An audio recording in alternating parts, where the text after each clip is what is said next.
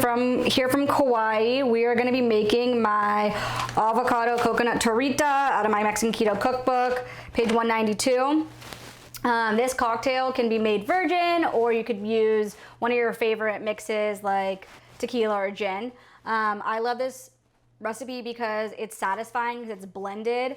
You're using avocado, coconut milk, you can use MCT oil or coconut oil. So remember, you're always going to use healthy fats. My book is keto, and that means anti-inflammatory. So when you are cooking recipes, you always want to add a fat because fat helps make you satisfied, so you don't overeat. It also helps with hormone regulation. It helps speed up your metabolism, and in these times of stress, healthy fats are very, very important. So things like avocados, coconut, olive oil, grass-fed meat, wild fish, olives, nuts, and seeds. So all these kinds of foods are really, really good for you in this time of stress.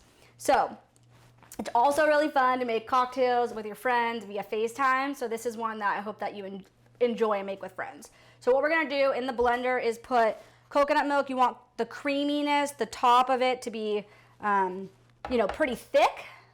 That's where the coconut cream and all the healthy fats are. The water you can freeze in ice cube trays and use for smoothies or use later in a different recipe. These are delicious, locally grown avocados. Have you ever, had an avocado that was maybe going bad? You can always throw it in a blender or in a Tupperware with a little water and freeze it. It goes really well in smoothies to replace things like bananas that are higher sugar. I also love using them later for guacamole or in some of my salsa recipes. So then we're gonna do fresh lime juice, fresh mint, and salt. So I'm gonna quickly talk about salt because people think that salt is actually bad for you, and it's the type of salt that's bad for you. I know I talk about quality a lot with my cooking and my recipes and throughout my book, but quality does matter, and if you're gonna spend the money on something, make sure it's quality.